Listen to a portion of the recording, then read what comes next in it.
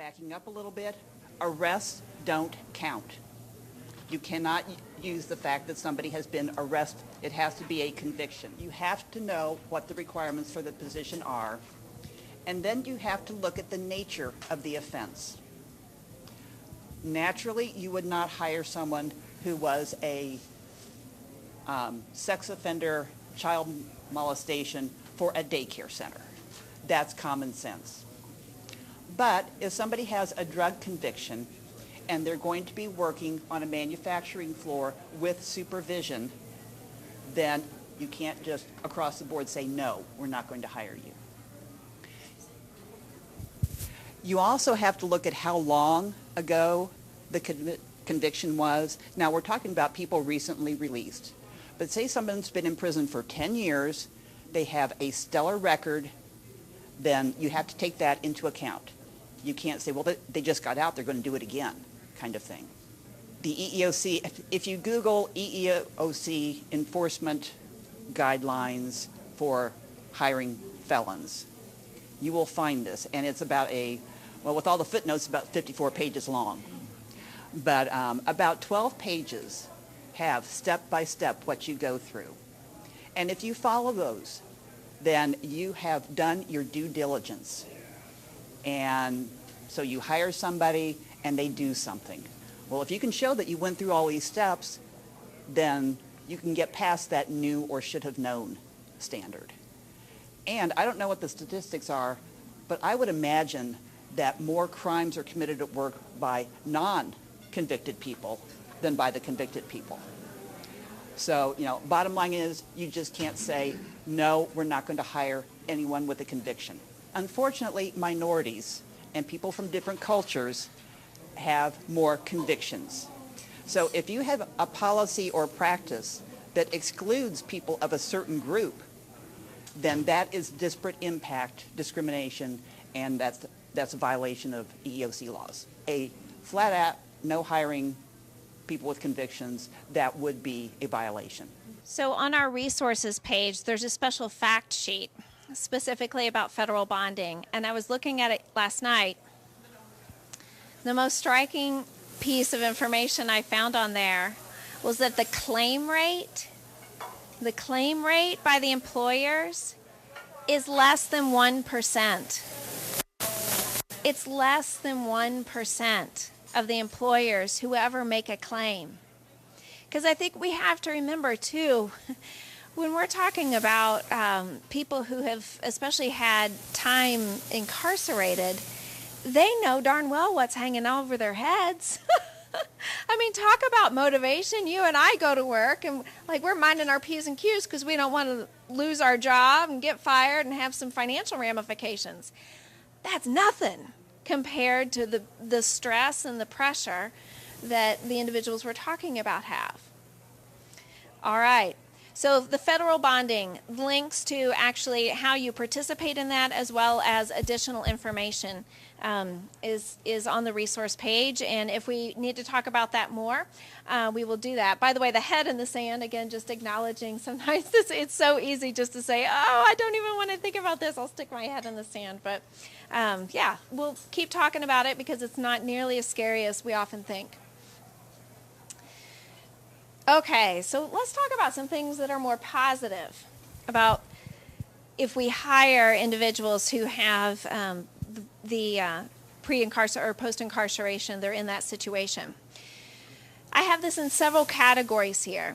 So we're going to start with the financial benefits for hiring. Tracy just talked about some financial protection, but there are also some distinct financial benefits.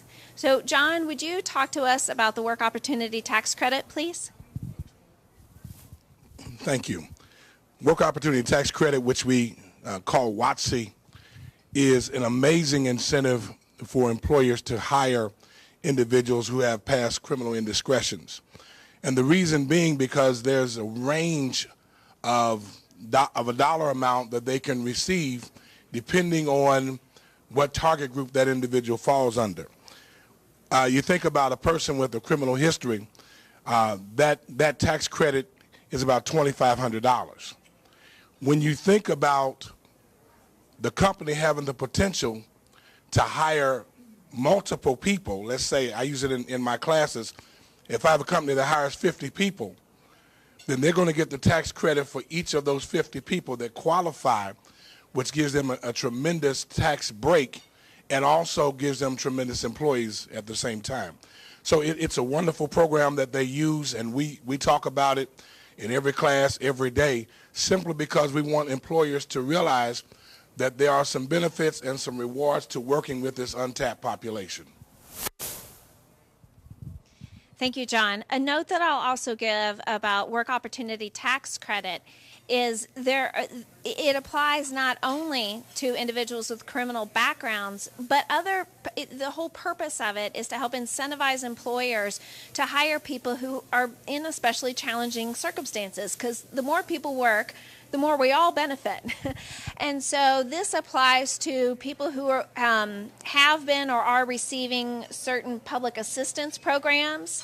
It applies to veterans. It applies to when we hire people with certain disabilities. It is absolutely worth taking a few minutes to familiarize yourself with this. And it's actually, and we don't get to say this very often, it's actually one of the easiest government programs to participate in. I'm going to just go ahead and tell you, some of these other things we're going to talk about have way more paperwork. This one is really very simple. So I hope you'll take the time to look at that. John? Just real quick, DWD has also made it possible for you to do what we call Yahtzee. So instead of having to, as she talks about the trees, you can just get online and do it. I looked it up myself this morning to see how easy that process was. And all you have to do is make sure you have your federal employer identification number, and you can go ahead and do that online. And in case you're wondering, well, how does that work? Because some of this is information I shouldn't even maybe be knowing about before I hire someone, et cetera. All of that information that you gather that then gets shared for the purpose of getting your tax credit, that's post-hire paperwork. So it's not part of the application process because it shouldn't be. Okay, let's talk about another financial benefit for hiring. Is called Hired. And this is a newish program through the city of Indianapolis. It is for companies who have what's referred to as a tax abatement. So think about this on a personal level for a minute. You may be thinking about, I don't know, adding on a bedroom in the back of your house so your in-laws can move in. But you're thinking, oh man, in addition to those upfront costs, I'm going to have to pay extra property taxes because now my property is going to be worth more. Well, of course, businesses have the same consideration. Oh, yeah, we could add this second facility, but then I'm going to get crushed in terms of additional property taxes as well. So the city has its own program for tax abatement on property. If a company is already in that system and receiving tax abatement, they can also receive additional tax relief if they participate in a program that includes hiring folks with criminal histories. So this one is pretty exclusive, but if you are participating in this tax abatement program, and maybe that's something to look at, this is just an added benefit for that. So let's talk about training. You get people in, but then you got to train them. So 3 different programs here: Skills Enhancement Fund, known as SEF. And again, I have a link to it from the website. Has anybody here used SEF? Tracy?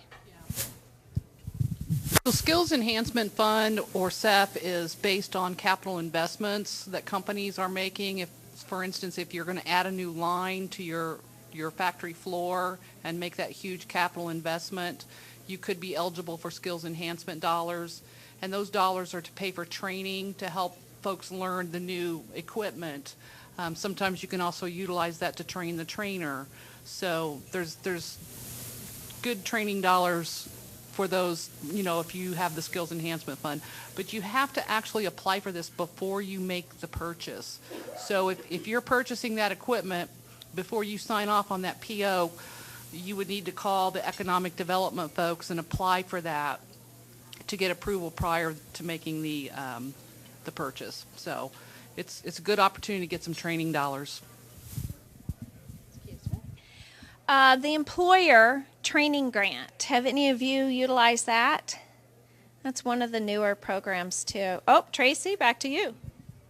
So, and I'm not sure specifically if this is about next-level jobs, but right now the state has rolled out a new program. If you go to the website, I think, Dana, you have that on the website. So that is for anybody in the state of Indiana.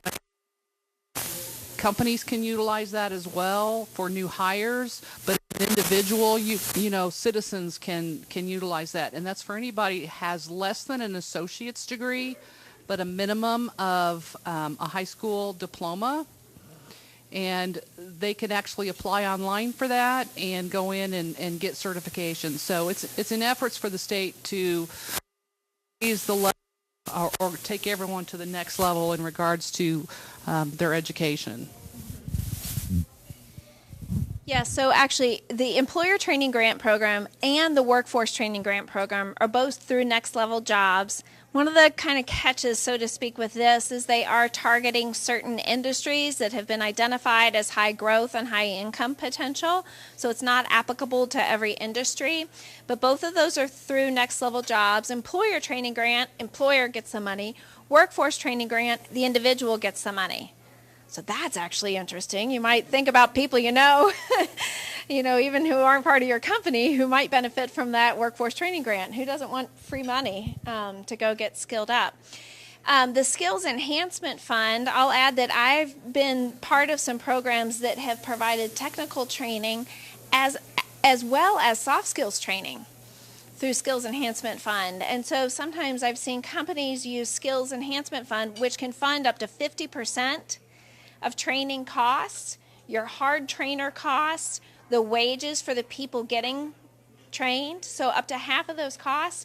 And so some companies that I've worked with have used this to pay for frontline manager training, right? Because we need strong frontline managers. And so sometimes that's how they're leveraging that. And then with the stronger frontline managers, they can better coach and work with those frontline employees. Now we're all winning. Candidate and employee support. Okay. So one of the opportunities is, and this is not exclusive to our population with criminal histories, but there's an opportunity to connect with organizations like PACE, who have these incredible programs for developing individuals and helping them prepare for work and helping them prepare to search, helping them navigate interviews. In some ways, you'll say, well, isn't this kind of like what those placement agencies do, like the express services and da-da-da? Well, here's the thing. Yes, but no, because these agencies do way more. And then, Yvonne, how much does it cost for an employer to get an employee through you? Zero. Zero. And not only are they coming to the table pre-vetted and additionally supported, but they have job coaches from the agencies behind the scenes.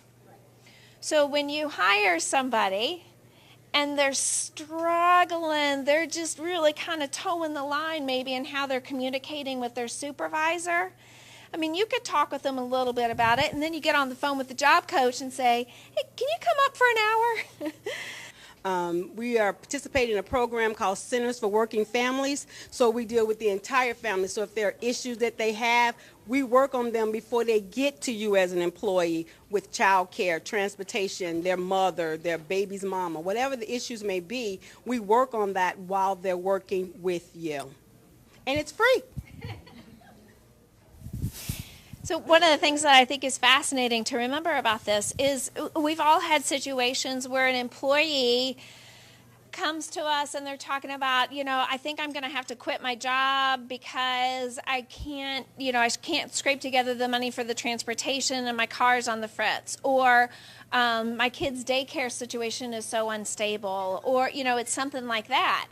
And they come to us as the employer and we're like, oh, man, that's terrible. Do I know anybody? No, I don't know anybody who can help with that. And you're kind of stuck. But when you have these partnerships with these agencies, Sometimes they even have the dollars themselves. They can provide the vouchers. They can provide these kinds of supports.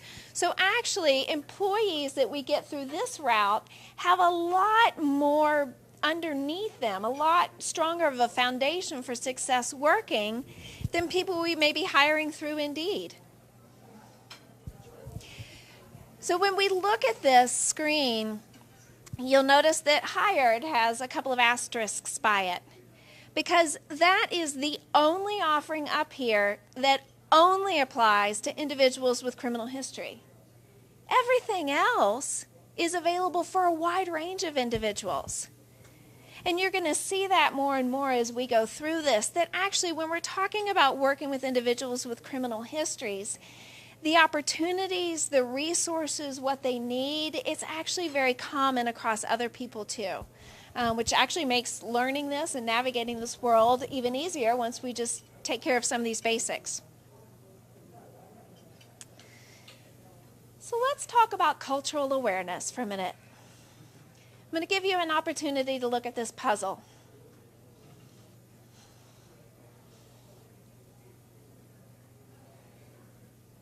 So you might be looking at this and trying to do some complex math. What in the world? 16, 6, 68, 88, what in the world? Or you may have flipped your perspective and realized, oh, the front of the car is at the bottom. They're looking at the numbers. It's 86, 87, 88. This is all about perspective. And I think this is an important introduction when we start talking about cultural awareness, because when we think about cultural awareness from two places, one, remembering each one of us right now is sitting here a product of multiple cultures. The culture in which we grew up, the culture of the area where we were raised, the culture of our maybe our artistic communities or our faith communities, our professional culture. We all contain many cultures. The prison culture, the jail culture, the poverty culture, they have unique aspects too. And when we're able to step back and just look at it from a different perspective, we can see things very differently. So we want to acknowledge that as with all cultures, there are some unique things that can throw us off if we're surprised by it, and especially if we're on the side of being judgy rather than just appreciating cultural differences. So David, will you start off talking about some of the things that we might encounter if we're opening up and we're working with perhaps Yvonne's folks, and we might see someone coming and they're working for us and we're going, huh? What in the world? Thank you. So as an employer, I have an open door policy for any employees that may or may not have a background. That's definitely not one of my questions. It's not even a starting point or a consideration for me. I'm evaluating the individual. I'm evaluating what they bring to the table. I'm also trying to assess how are they going to fit in with my team members on the floor. So knowing that I have a very wide array of personalities, backgrounds, ethnicities on my floor, I'm looking for somebody who has an open mind to that. So what ends up happening in my interview process, I'm looking to actually engage the person, not necessarily what's on the paper. As employers, we know that people are going to put their best foot forward on a sheet of paper. To a certain degree, they're even going to elaborate beyond what their actual skill sets are capable of. What I have found, though, with individuals that do have a criminal history is they're a lot more brutally honest about themselves. They will tell you, hey, I think I might be able to do this. Like, I'll give it my all. If you guys are there to help support me and train me, look, I can learn anything. Just give me the chance. That's the sentiment. That's the wording. That's the phrasing that I hear more often than not. So when I bring people out on the floor, there is a cultural difference. It's not always in what you can see. It's not always in the dress or the apparel. It's also an understanding of life. I understand that maybe you guys had a meal every day. I didn't always have that. I understand that you guys had an easy opportunity to get into college. I didn't even have an opportunity to graduate high school because I got my girlfriend pregnant and I had to drop out to go work at Wendy's in order to be able to pay the bills. Those kind of things they can be considered as negatives to an employer. However, I like to view those as a person who took initiative, somebody who went out there and didn't want to give up, didn't want to give in, didn't go sit at the welfare office, didn't ask for a handout. They went out there and struggled to make something of themselves and just ran or fell into such a hard time making that happen that they got desperate. So when you have this individual, they're evaluating your workplace as to how can I find my place? How can I get in and actually prove myself? And the cultural differences are most people just come to the job because they need a paycheck. Look, I'm just here to skate by. I'm just going to do, if you ask me to do it, I'm going to do it. If you don't ask me to do it, it's not my job or it's not what I get paid for. I'm sorry, I didn't see that in my job description. I can't conform to what you're asking me of.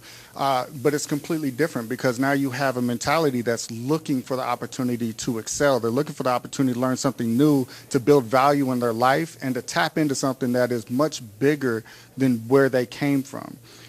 So those are some of the significant cultural differences that I've recognized over the years. Thank you so much. Yvonne, I know you have a lot to share.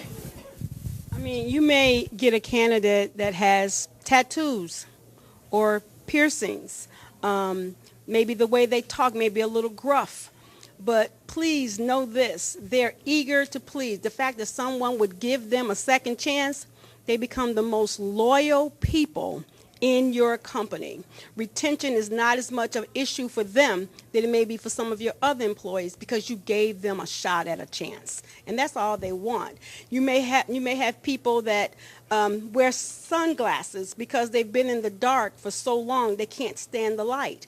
There's just things like that you may not be aware of, and they're shy. Some of them are just shy. They just want a chance, and if you do that, you will be well rewarded. I guarantee you. I've been doing this kind of work for 36 years in Chicago, and I know we can really get you some great people if you give them a chance. Yeah. Some of the people, right, some of the people that you may have as a candidate may be on a monitoring system. We were doing a class one day and there was ringing, but we didn't know where it was coming from, and a young man took his foot and put it closer to his mouth and began to talk to his ankle. He had an ankle bracelet on it with his GPS, and they were monitoring him, but he got a call. They wanted to make sure that he responded, so he had to leave. No, he actually did it there and then left. So you may have people that have those kind of issues. They may have diversion court. They may have drug court. They may be mandated to go for a self-help or a family situation. Having employers understand that this is part of building their life, getting their life back, putting them back on the right track, getting them back on the tax roll as a contributor versus being money spent on them. All of this is a part of that, and sometimes employers don't understand that they need that to get to that next rung of that ladder. And understanding that and knowing that will be beneficial to you. And with our program, the Hire program, we take another approach with that because we work pre-release and we work post-release. So a lot of times we develop a relationship with a lot of our clients prior to them being released and preparing them for the workplace. One of the things and one of the interesting challenges that we may have with employers sometimes is, as Yvonne stated, understanding some of the barriers that they face due to the change in culture when they went to prison, and then making the adjustment when they get out. For instance, with parole agents that show up at your company with a badge and a gun on. What we began to do is teach. I teach at parole, we teach at probation. We've gotten them to a place now where they won't show up like that out of respect not only for your company, but also out of respect for the client, because they need that opportunity to be unencumbered when they come to work, not worrying about this, that, or the other, but being able to come and put in an honest day's work for honest day's pay. So in our relationship with them, and all of our coordinators or OWDS, offender workforce development specialists, all of us have taken these courses to make sure we understand, but also immersed ourselves in the lives of these offenders. So there are not too many things that they're going to come up with that we haven't dealt with, but the biggest thing that we get from employers now is that they're opening the doors and they're welcoming this population in. And some of the most gifted, some of the most talented and intelligent men and women I've ever met, I met them working in the prison system. I've been doing it for 20 years, and it's been amazing. And I can tell you I have workers that have PhDs, master's degrees. Some of them don't have a GED, but they'll give you all they've gotten so they can come to work. And we do a good job along with PACE, because we work with them too. We do a referral thing where we work with them to make sure that we can get you the best client possible. And that's not for our benefit, that's for our client's benefit. And the client is not only our clients that we serve, but also the employers that develop those relationships with those clients. And so we appreciate the opportunity to serve them and serve you at the same time. Excellent. Jenny, would you like to? Sure. One of the things I'd like to say, being an employer and hiring this population, is that we need everyone to succeed. So it's redesigning and rethinking prevention within your company about how you're going to best engage not only people who may have been, I guess, like at risk or whatever the term is, but your employees in general. So I passed out some information about what we do at Merchandise Warehouse, and we are very invested in our employees across the board. So we have quite a few programs just to help our employees stay engaged.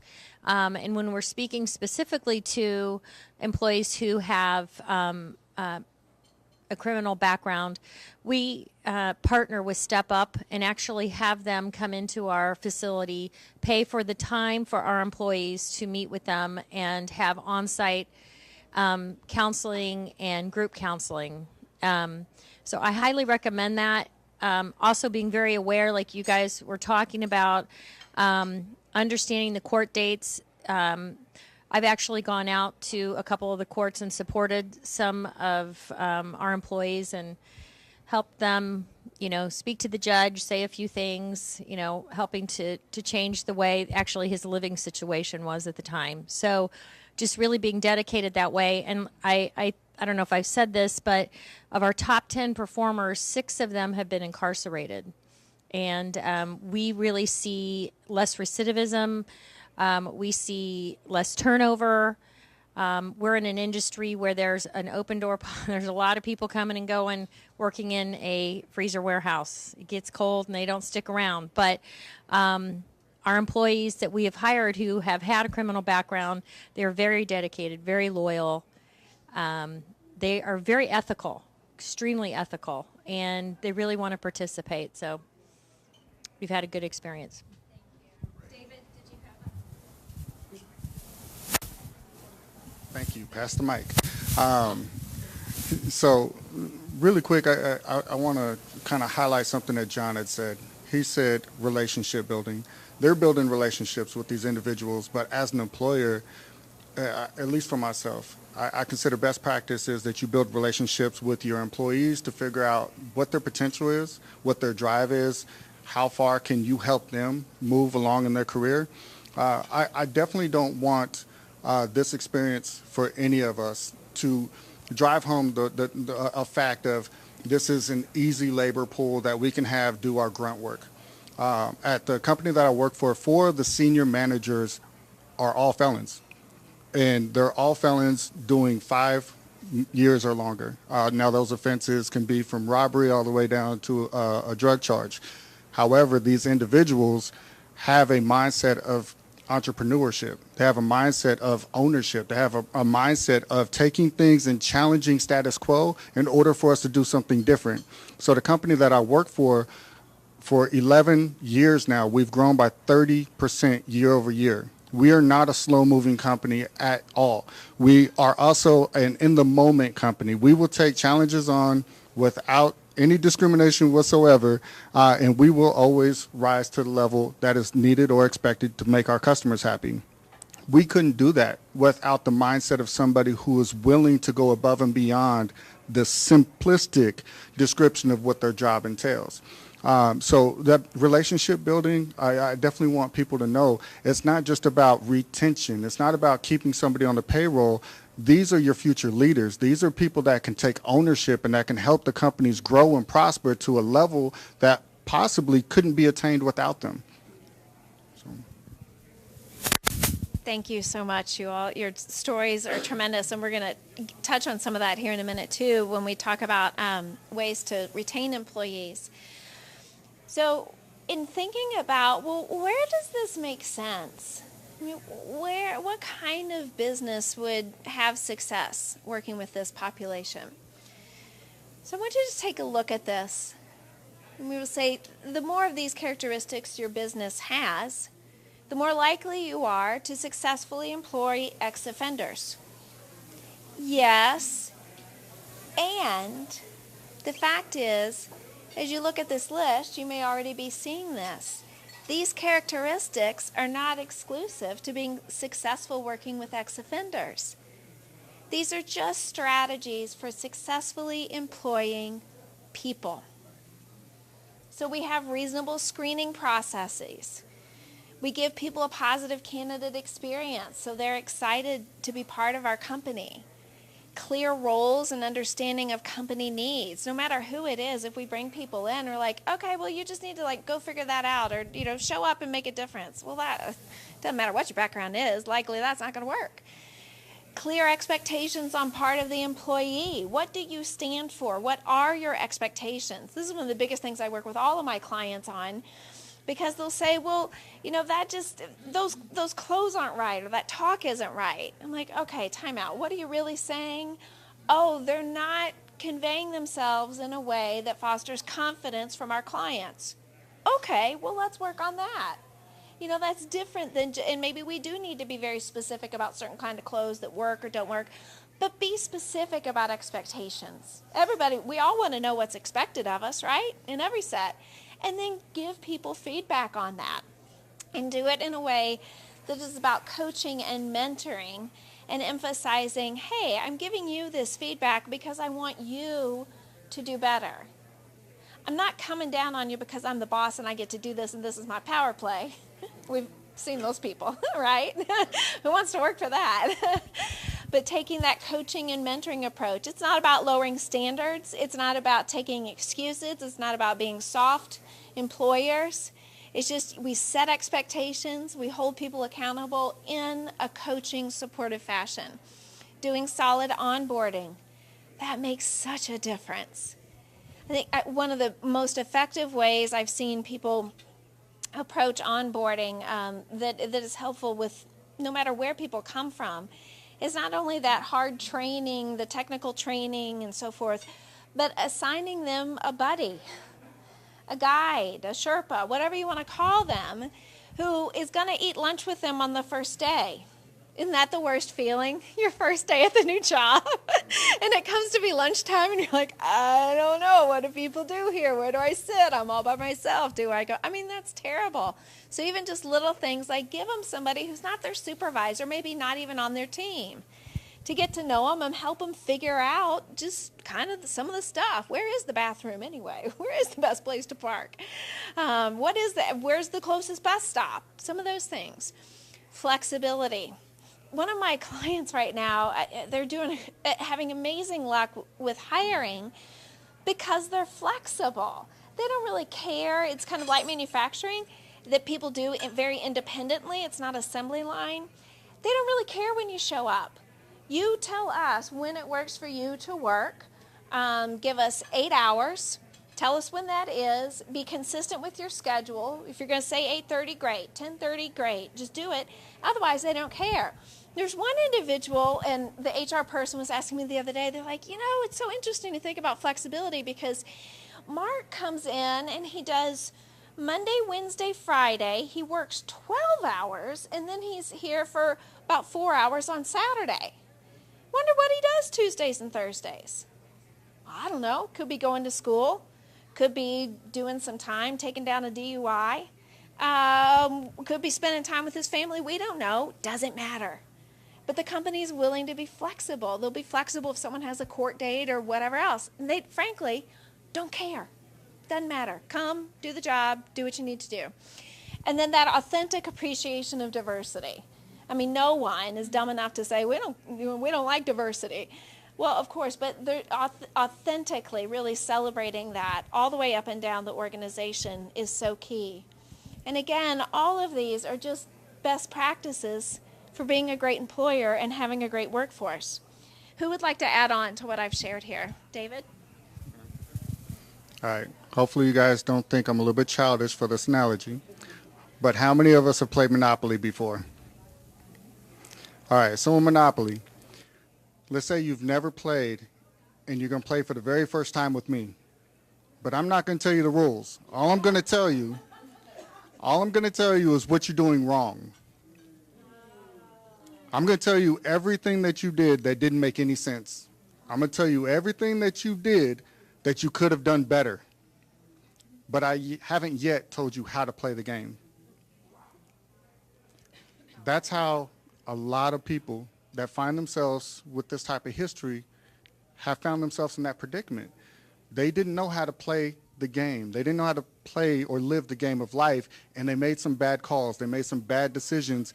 And instead of having somebody say, hey, you probably shouldn't do that, they end up getting sat down for a while, and now they're back out here trying to figure out how to roll those dice again. So let's take that same analogy, and let's say that I've taught you every rule about this game, because now we're speaking as employers. As an employer, I'm going to bring somebody on board, and I'm going to tell them exactly what I expect from them. I expect you to be here on time. I expect you to be ready for the job. I expect you to perform at this level. And this is exactly what I expect your output to be before you go home. Now in Monopoly, you can circle that board all day long. But if you don't have a strategy, if you don't know what properties you're trying to acquire, if you don't know to what extent you're trying to save your money and build your landscape in order for you to collect rent and succeed, you will still lose that game as well. So as employers, we can't just bring people on board and expect them to succeed. And that doesn't matter what their background is. They can have a criminal conviction or cannot have one, and they will still fail in our environments if we do not let them know this is how you do your job and this is the strategies that we want you to apply for success. One last thing on this Monopoly analogy. Let's say that you were doing good. You were winning the game of Monopoly, and then all of a sudden you went to jail. You got out. You can still play the game, right? But let's say I took one of those die away from you. And let's say that the one that I left you with, 5 sides were blank, and the only side that had a number on it was a 1. How far do you think you would get at that point? Well, I'd like to say, wow. That's good, David. You're my hero now. One of the things, and I learned this by going through an IMPD function that talked about implicit bias. And I think sometimes in corporate America, we are somewhat unaware of our own individual implicit bias. And we have expectations of people not based on their ability, sometimes based on the way they're built, the length of their hair, the tattoos, the criminal histories, all those types of things. And so I think in order to really be successful working with anyone, whether they have a criminal history or not, we must be aware of our implicit biases and try to overcome those, not only for the good of our own personal growth, but for the growth of our company and the growth of the individual that we're serving or that we're employing. That's all I had on that. I'm going to give it to these ladies over here. Okay, And it's okay if you don't. well, I just wanted to second what he said about the unconscious bias, because we all have them. We're all human. But when you make decisions, stop and think, why am I making that decision? My own is, I grew up in a very conservative family. And, my dad was the head of the household and everything. And all of a sudden, when I got into the employment arena, why don't I want to hire people with tattoos? Because my dad said people with tattoos were awful people. So stop and think about those things. And my daughter has 2 tattoos, and she's the best person in the world. Let's talk about finding the candidates. So we already talked about how organizations like PACE, Recycle Force, the Department of Workforce Development, who John's with, and sometimes they're extensions through the Work One sites, And the Martin Christian Center and Step Up, these are some of the top agencies around. These are not the only agencies. Dress for Success works with people who are post-incarceration and lots of others. I mean, there are lots of agencies, hundreds, truly. So any of us can help you find those. Let's talk for a minute, Susan, about what you can and cannot ask, specifically when you're thinking, okay, I've got a candidate, they're coming from PACE, so I know there's been something going on there. What can I ask and not ask? Quite honestly, in Indiana, you can ask on the application, have you been convicted of a felony? But you need to have. A conviction does not necessarily mean you won't be considered, because, again, you have to go through all those factors. You don't have to ask that on the application. That's up to you. But when you're talking to people, you don't want to go into their personal lives. You don't want to say, do you have children to support? Do you have this? Do you have that? You want to ask, can you work from 8 to 5? Do you have reliable transportation to get here? And that brings up the whole commuter connect thing and everything as well. But and you're going to have to lift boxes that are 40 pounds or more all day long. Can you do that? It all has to be very job related. You may be curious, what were they convicted of? You know, but you don't need to ask that. Now, if you're going to run background checks, you're going to find out, but that is confidential information. I mean, it's public record, but don't go telling people down the hall, hey, did you know that John was convicted of theft or whatever? You just keep that private, and you can find all that out, but again, you will have gone through all those steps and analyzing, okay, this particular conviction doesn't matter. So I'm going to find out if the person can do the job. That's why you interview them. Can they do the job? You don't ask the personal things. If they offer something personal, and people do that, then you can just say, oh, that's interesting, and then move on, or something like that. You don't delve into it, even though they brought it up. Because if you end up not hiring them, even for a legitimate reason, they're going to say, well, they know that I have 3 children to support, or that I'm paying, you know, this for that I don't have a driver's license, which is another, that could be a disparate impact type thing.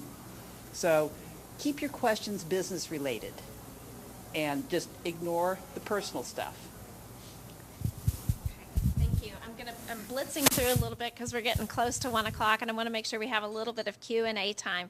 Susan, anybody, of course, is happy afterwards, I'm sure, to speak with you for a few minutes. My box over here, I think, is especially applicable when we're thinking about people who have some different life experiences, and they're not going to have the same kind of title or the same kind of job history. But we can't go wrong when we look at job candidates and we look for people who are humble and hungry and smart. You're going to tell them one time, they're going to remember it. They're going to ask good questions one time. That kind of smart.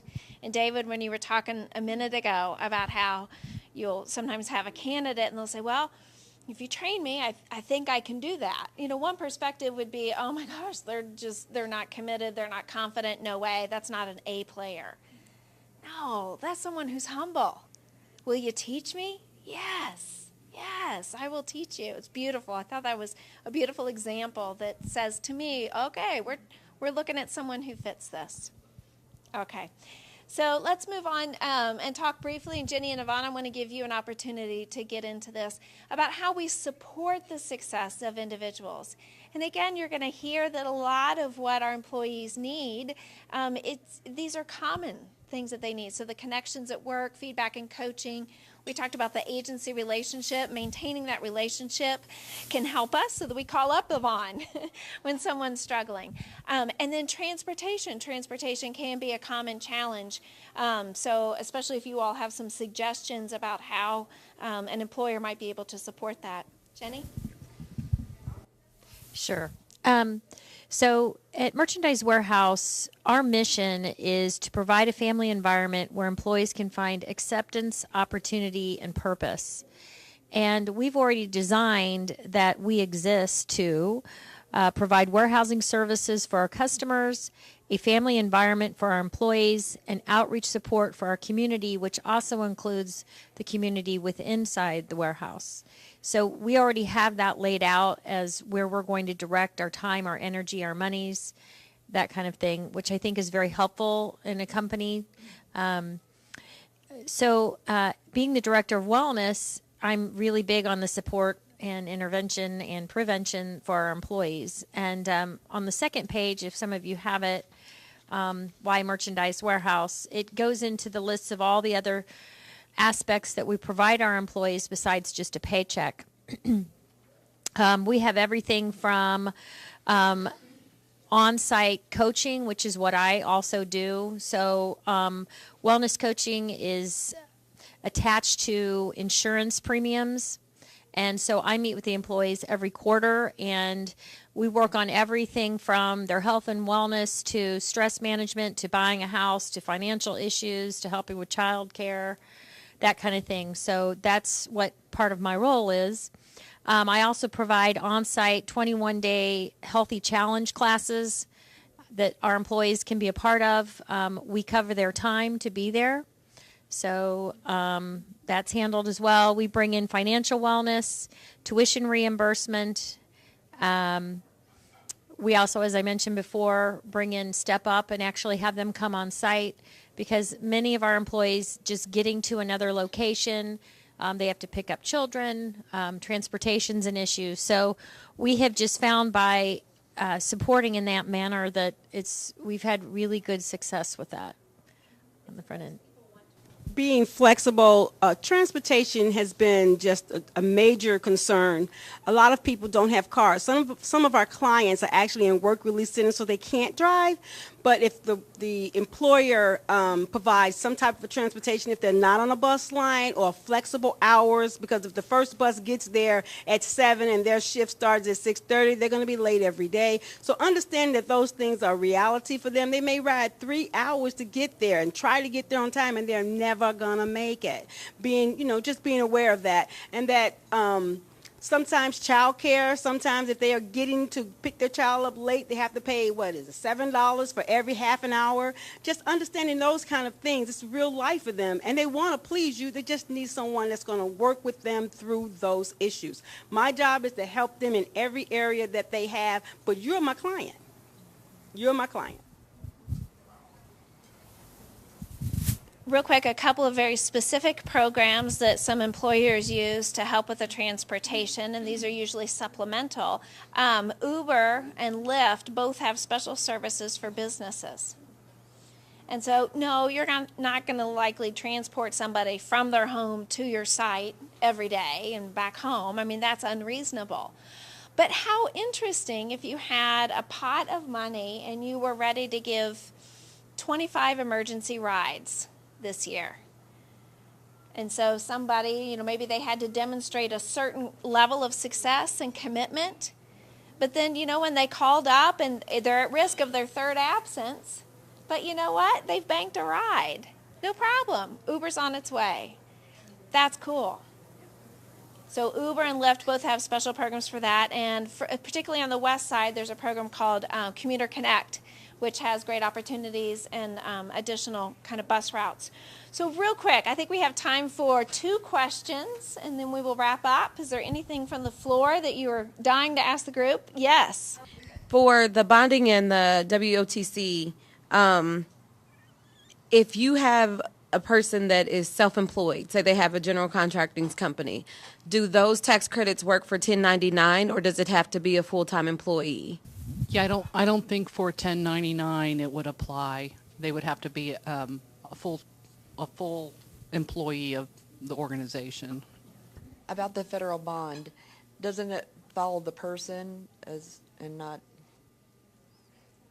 So if a person was incarcerated, they got out, can't you line them up in like an employment packet where you could go ahead and get them signed up for the bond, so that way whenever you went to employers, you could say, they have a federal bond. If there was questions on, whether they come in and they have a fit and they tear something up, or, whatever people would think. I don't know. Yeah. Does that make sense?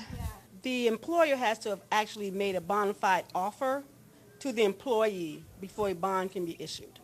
I want to be mindful of our time here. I'd love to spend the rest of the afternoon with you too. So everybody, does anyone have to rush out the door? Everybody have a few minutes around? Okay, so we can certainly do some one-on-one conversations with any questions you have. I'll be emailing you as well because your feedback about today's session, what was especially meaningful, what would you like to have been different, will be really important. John, you look like you're... Yep. Something else on the transportation piece. When I was the reentry coordinator out at Hawthorne, we had a van that was donated to us by a church, and the van would pick our employees up in the parking lot of the center and take them to Plainfield to go to work. And they would only charge them $5 a day to do that. That covered the cost of the fuel. We took care of the maintenance on the church's van in order to make sure those employees could get there. We do know that there are temporary agencies that are doing something similar. So if your company can afford to do something or has a vehicle that they can do that with, they can have a staging point, pick up everybody there, and that's one way of guaranteeing, in a sense, that everybody gets to work. Love the ideas. Well, thank you all again for coming. I hope the resources are helpful, and we look forward to continuing the conversation. Thank you so much.